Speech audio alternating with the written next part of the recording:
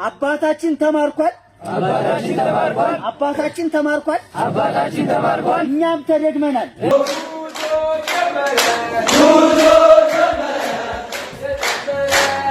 ሰላም ጤና ይስጥልን ውድ የትኩስ ኢንተርቴይንመንት ቤተሰቦች፣ አሁን የተሰሙ ሰበር አዳዲስ ዜናዎችን ይዤላችሁ ቀርቤያለሁ። እስከ መጨረሻው አብራችሁኝ እንድትቆዩ በአክብሮት ጋብዛለሁ። በቅድሚያም የዜናዎቹን አርዕስተ ዜናዎች አሰማችኋለሁ። በአማራ ክልል በምርጫ አስፈጻሚዎች ላይ ጥቃት መፈጸሙ ተገለጸ።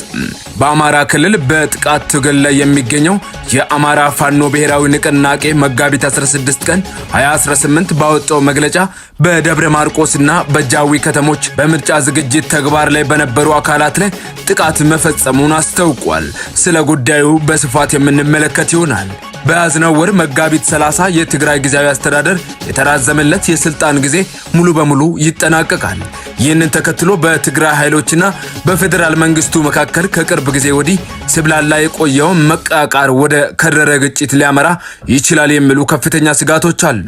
የኢትዮጵያ መድኃኒት አቅራቢ አገልግሎት የጥራት ችግር ያለበትን መድኃኒት በአስቸኳይ እንዲመለስ አዟል። ለመሆኑ መድኃኒቱ ምንድነው? ለምንስ ተባለ? በዝርዝር እንመለከታለን።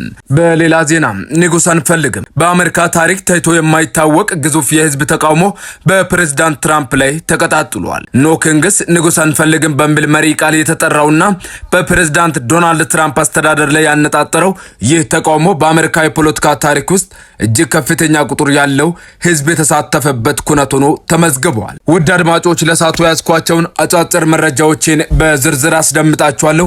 ወደ ዝርዝር መረጃው ከመግባታችን በፊት ለቻናሉ አዲስ የሆናችሁ ሰብስክራይብ በማድረግ ቤተሰብ እንድትሆኑ ጋብዛለሁ። በቅድሚያም በአማራ ክልል በምርጫ አስፈጻሚዎች ላይ ጥቃት መፈጸሙ ተገልጿል። በአማራ ክልል በትጥቅ ትግል ላይ የሚገኘው የአማራ ፋኖ ብሔራዊ ንቅናቄ መጋቢት 11 ቀን 2018 ባወጣው መግለጫ በደብረ ማርቆስና በጃዊ ከተሞች በምርጫ ዝግጅት ተግባር ላይ በነበሩ አካላት ላይ ጥቃት መፈጸሙን አስታውቋል። በጥቃቱ የአራት የፖሊስ አባላት ህይወታቸው ማለፉም ተገልጿል። ቡድኑ ይህንን ጥቃት የፈጸመው ከዚህ ቀደም መጋቢት 6 ቀን 2018 ባወጣው መግለጫ በመጪው ግንቦት ወር በሚካሄደው አገራዊ ምርጫ ሂደት በሚሳተፉ አካላት ላይ እርምጃ እንደሚወስድ የሰጠውን ማስጠንቀቂያ ተከትሎ መሆኑን አመልክቷል። ይህ በእንዲህ እንዳለ በክልሉ ያለውን የጸጥታ ሁኔታ ተከትሎ በተለይም በገጠራማ አካባቢዎች የሚገኙ ነዋሪዎች የመራጭነት ካርዳቸውን እዚያው በምርጫ ጣቢያዎች እንዲያስቀምጡ እየተደረገ መሆኑ ተሰምቷል። ይህም የሆነው ነዋሪዎቹ የመራጭነት ካርድ ይዘው ቢገኙ ከታጠቁ ኃይሎች ሊሰነዘርባቸው ከሚችል ጥቃት ለመከላከልና ለደህንነታቸው ሲባል እንደሆነ ተገልጿል። በሌላ በኩል ትብብር ለኢትዮጵያ አንድነት የተባለው የፖለቲካ ፓርቲ ከአንድ ቀን በፊት ባወጣው መግለጫ በአማራ፣ በትግራይ፣ በኦሮሚያና በቤኒሻንጉል ጉሙዝ ክልሎች ያለው የጸጥታ ሁኔታ ለምርጫ ምቹ አለመሆኑን ገልጿል። ፓርቲው በእጩዎቹና በአስተባባሪዎቹ ላይ ሊደርስ የሚችለውን የደህንነት ስጋት ከግምት ውስጥ በማስገባት በእነዚህ አካባቢዎች ከሚያደርጋቸው የፖለቲካ እንቅስቃሴዎች እንደሚቆጠብ አስታውቋል። ምንም እንኳን የታጠቁ ቡድኖች ምርጫውን እንደሚያስተጓጉሉ ቢገልጹም የኢትዮጵያ ብሔራዊ ምርጫ ቦርድና የፌደራል መንግስት ምርጫው በተያዘለት ጊዜ እንደሚካሄድ በተደጋጋሚ መግለጻቸው ይታወሳል። ጠቅላይ ሚኒስትር ዶክተር አብይ አህመድ በቅርቡ ለህዝብ ተወካዮች ምክር ቤት በሰጡት ማብራሪያ የጸጥታው ሁኔታ ምርጫውን እንደማያስተጓጉለውና ሂደቱ ከዚህ ቀደም ከነበሩት ምርጫዎች በተሻለ ሁኔታ እንደሚከናወን መናገራቸው ይታወሳል። በሌላ በኩል በያዝነው ወር መጋቢት 30 የትግራይ ጊዜያዊ አስተዳደር የተራዘመለት የስልጣን ጊዜ ሙሉ በሙሉ ይጠናቀቃል። ይህን ተከትሎ በትግራይ ኃይሎችና በፌደራል መንግስቱ መካከል ከቅርብ ጊዜ ወዲህ ሲብላላ የቆየው መቃቃር ወደ ከረረ ግጭት ሊያመራ ይችላል የሚሉ ከፍተኛ ስጋቶች ተጥለዋል። የፌደራል መንግስቱ ፍላጎትና የውስጥ ሽኩቻዎች በተለያዩ ምንጮች እየተዘገበ እንዳለው የፌደራል መንግስቱ ከጊዜያዊ አስተዳደሩ የጊዜ ገደብ መጠናቀቅ በኋላ በክልሉ አስተዳደር ላይ ቀጥተኛ ተሳትፎ ለማድረግ ፍላጎት አለው ተብሏል። በዚህም ሂደት እና አቶ ጌታቸው ረዳንና ጀነራል ጻድቃንን ከመሳሰሉ መሪዎች ጋር በመሆን ስልጣን ለመያዝ ቅድመ ዝግጅት እየተደረገ መሆኑ ይነገራል። ይህ እርምጃ በትግራይ ውስጥ ጠንካራ ተቃውሞ ሊገጥመው እንደሚችልና የፌዴራል መንግስትም ይህንን ተቃውሞ ለማርገብ ኃይል ሊጠቀም ይችላል የሚሉ ግምቶች አሉ።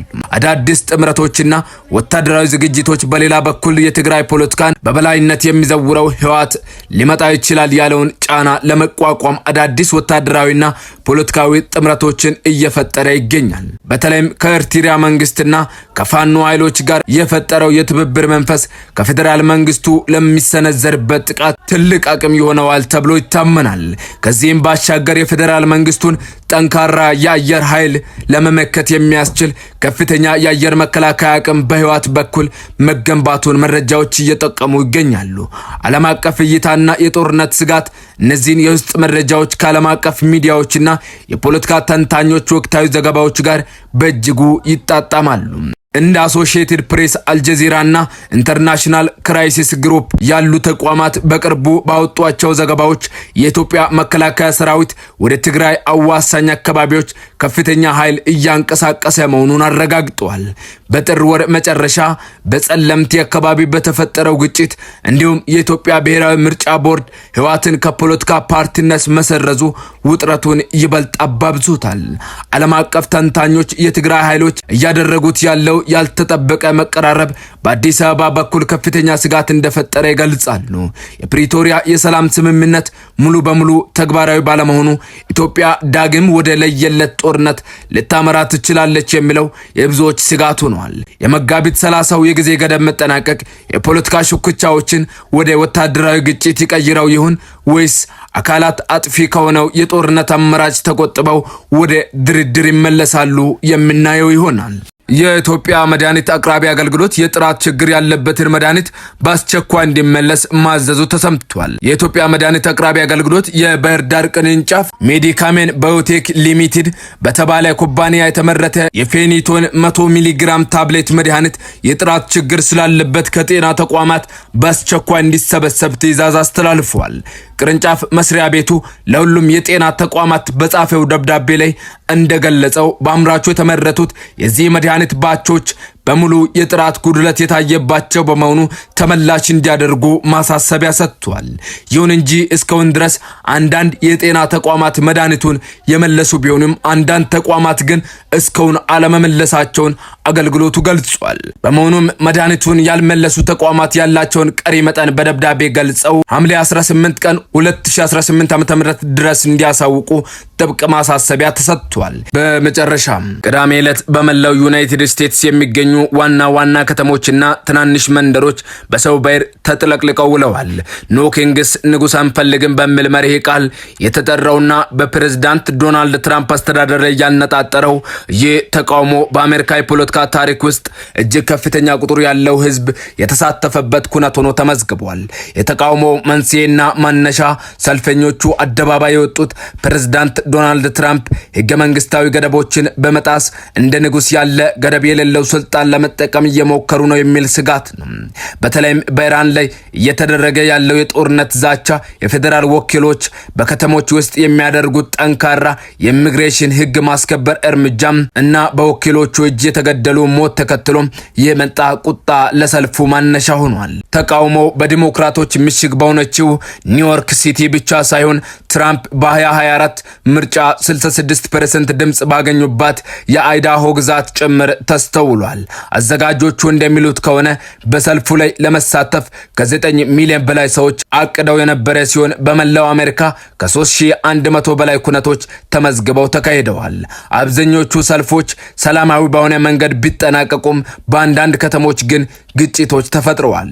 ይህ ኖ ኪንግስ የተሰኘው እንቅስቃሴ ከጊዜ ወደ ጊዜ እየጠነከረ የመጣ ሲሆን በፕሬዝዳንት ትራምፕ አስተዳደርና በተቃዋሚዎቻቸው መካከል ያለው ልዩነት ከመቼውም ጊዜ በላይ መስፋቱን አመልካች ሆኗል። የሰልፉ አስተባባሪዎች ትራምፕ አካሄዳቸውን ካልቀየሩ ተቃውሞ ተጠናክሮ እንደሚቀጥል ዝተዋል። ክቡራን አድማጮች ለሳቱ ያስኳቸው መረጃዎች እነዚህን ይመስሉ ነበር። ስለተከታተላችሁኝ ከልብ አመሰግናለሁ። ቪዲዮውን ከወደዳችሁት ላይክ ማድረግና ለሌሎች እንዲደርስ ሼር ማድረጋችሁን አትርሱ። በሌላ ዜና በድጋሚ እስከምንገናኝ ቸር ቆዩልኝ። ሰላም ለኢትዮጵያ።